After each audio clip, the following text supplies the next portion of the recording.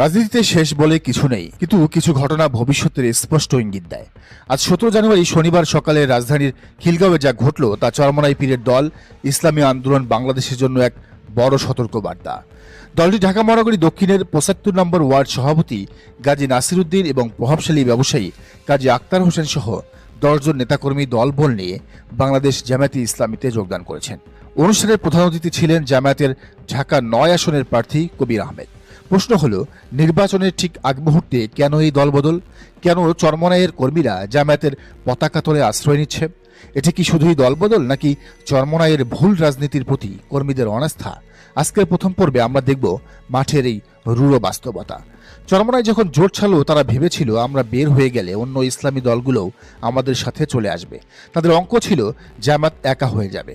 কিন্তু আজ সকাল 9টায় মগবাজারে জামায়াতের জরুরি বৈঠকের চিত্র বলছে ভিন্ন কথা। জোটে থাকা অন্য কোনো ইসলামী দল চরমনাইয়ের ডাকে সাড়া দেয়নি। কেন দেবে? রাজনীতিতে আবেগ দিয়ে পেট ভরে না। চরমনাইয়ের সাথে গেলে ছোট দলগুলো কি পাবে? নির্বাচন করার টাকা, কর্মী সাপোর্ট, কেন্দ্র পাহারা দেওয়ার শক্তি কিচ্ছু পাবে না। চরমনাইয়ের সেই সক্ষমতা নেই। উল্টো জামায়াতের সাথে থাকলে তারা ফিনান্সিয়াল, লজিস্টিক এবং ম্যান পাওয়ার সব সাপোর্টই পাবে। চরমনাইয়ের এই ক্যালকুলেশন বা অঙ্কটা গোড়াতেই গলদ ছিল। তারা ভেবেছিল তারা লিডার, কিন্তু বাস্তবে তারা হয়ে গেল লোনার বা একা। চরমনাইয়ের ভুল ধারণার আরেকটা বড় উদাহরণ হলো ঢাকা বিশ্ববিদ্যালয় বা ডাকসু নির্বাচন। সেখানে চরমনাইয়ের মুরিদ ও ছাত্রনেতা জামির উদ্দিন খালিদ ভেবেছিলেন তিনি বিরাট কিছু করে ফেলবেন, কিন্তু ভোটের পর দেখা গেল তিনি পেয়েছেন মাত্র 500 এর মতো ভোট। তখন তিনি কান্না করে বলেছিলেন সাদিক কায়েম তার ভোট খেয়ে দিয়েছে। কথাটা মিথ্যা নয়, কিন্তু লজিকটা বুঝুন। ডানপন্থী বা ইসলামী মাইন্ডেড ভোটাররা যখন অপশন পায়, তখন তারা লোকাল ব্রান্ড খায় না, তারা ইন্টারন্যাশনাল ব্রান্ড খায়। শিবির হলো ছাত্র রাজনীতির ব্রান্ড। যখন শিবির প্যানেল দিল, তখন ডানপন্থী সব ভোট, প্রায় 3 থেকে 5 হাজার ভোট অটোমেটিক শিবিরের বাক্সে চলে গেল। জাতীয় নির্বাচনেও তাই হবে।